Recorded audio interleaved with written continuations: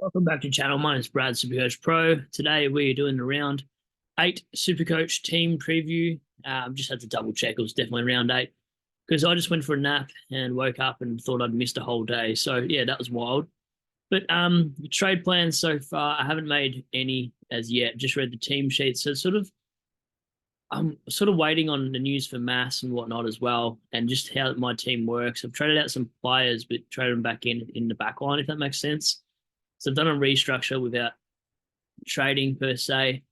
Now, if you're a non-suite owner, I'd definitely bring him in tonight. Look, I know this is a super late video, and it probably won't get uploaded before then, but I'm hoping you've jumped on suite. We didn't get time to do jump on, jump off. I think Steve's in Gold Coast at the moment. Just got a message from him. So, look, for the players relevant for this tonight's game, I'd definitely be jumping on players like Sweet. Dawson, if I was on limited funds, I'd go there. Houston's probably too pricey at the moment. I don't know why I went there at 597. And then, yeah, the other's not too relevant. I mean, Rosie's not allowed out tonight, so that's a huge surprise. In my team, I think I'll VC Sheasel tonight and see Sarong so far. Combin down back and going to loop because obviously Hall's not going to play unless there's some miracle that he does, but he's named as an emergency, so I can't see that happening. So if Combin plays well somehow against St Kilda and pulls out an 80, um, I'll just show you what it looks like. I'll put Mass down where Graham is and then put Hall on field and Mass will be on my bench. So I'll structure it that way. So that way the points from Combin does get on my field somehow. I won't bother going through that whole process. And then, yeah, with my side, I'm a little bit torn. I have a feeling Marshall could be laid out. He is named. Steele's also named, which is surprising. Mass, I sort of need for that Combin move. And if he is named, he's only got a break even of 45, so he could reset his cash in like we saw with Zach Williams, which I kind of regret now. But I thought he was going to be laid out, and that was just gut feel, and I just went with it. And if there's a break glass scenario, I might have to grab a player if Sweet doesn't do too well this week. I'm not going to grab a 60 from Sweet. I might actually just upgrade that ruck line. But so far, by looking at my team structure, it gives me a better idea. Like my forward line's actually okay. Powell's named in the side without Phillips and Lazaro. So I think I'll hold for one more week just to see what he does. I know probably always cash if he doesn't ton up, but the forward line feels fine with the restructure. The midfield's okay, but I'm still obviously a few primos short than what I want to be. I'll probably move Young to the back line just so back line looks a little bit more complete. And then I think because I don't want to trade Mass this week and I want to wait to see him go up to 400k potentially, I might do something with Sharp and Marshall. I just don't know what cash it leaves me with. So let's have a look what it look like. Sorry I didn't jump on stream tonight. I might jump on after the I can't jump on after the game. But I might jump on tomorrow evening instead at around 5 p.m. when all the teams actually confirmed, because I was looking at the team names and like it still could be shuffling of the Sunday games, of course, with those outs. It's so hard to read the team sheets between the Dogs and Hawthorn game, even Richmond game. I couldn't tell you who's going to come into that side on an extended bench. Surprise Shorts back already. So Sharp and Marshall leaves me with not a lot of funds to do anything. So if my screen will finally load, I've probably got two options. It's either two mid prices or just upgrade Marshall to Gorn. And then look at something next week. I'll probably be on Clary Watch this week to see if he tons up as well. Also, like a sneaky 400k player, like a Keem Guthrie was mentioned in my stream the other night.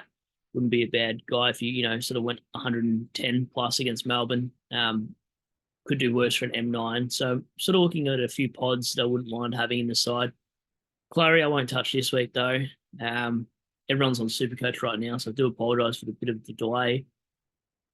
And Rosie, I just still can't believe Rosie's actually named tonight. Wouldn't surprise me if they're up by 60 points. Port Adelaide at 3/4 time that they rest him, but could VC Butters or Houston tonight. But I just think Sheasel is the guy this week. potentially. Although they have dropped midfielders, so I don't know if that screams that Sheezel will play mid role this week. And also just told you so about Biggie. I told you you shouldn't go there. People went Biggie and he got dropped, and now Pink's in, who's just as bad. So, yeah, interesting. Sometimes when you've seen a player at your own club and you just know that there's not talent there, and people still jump on anyway, it's like if only they knew. Anyway, Biggie is done. So 7-10 doesn't leave me a lot. I think I still like Rogers over Garcia. Garcia is still named in the center, so I could change him last minute if I wanted to, but I think it's a safe bet. It's just to go down the Rogers pathway, I suppose, because you're not getting bevoed straight away, I guess. So probably something like that, because I just don't think I can do anything in the money. I mean, what can you do? Like, it just sort of looks better too, having gone there. Well, where is my internet's lagging so hard because it's like half an hour before the game. So I just want to quickly show you what my team will probably be like. And if it does change, I'm not trying to play games with you guys. I'm not one of those. I'm sure there's not many people that really do that, to be honest with you. But look, I don't think my internet's going to allow me to show you Gawn. If I don't go down the Gawn route, it'll be English, so I can save 100k. So if I have to last minute pick and I go English instead of Gawn, don't be surprised either way. I'll jump on stream 5 o'clock tomorrow just to confirm what my trades are.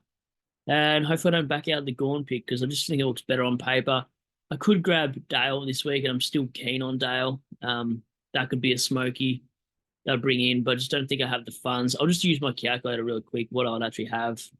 Yeah, I don't know if you can see that screen coming up. It says the page is unresponsive right now. So what would I have? 170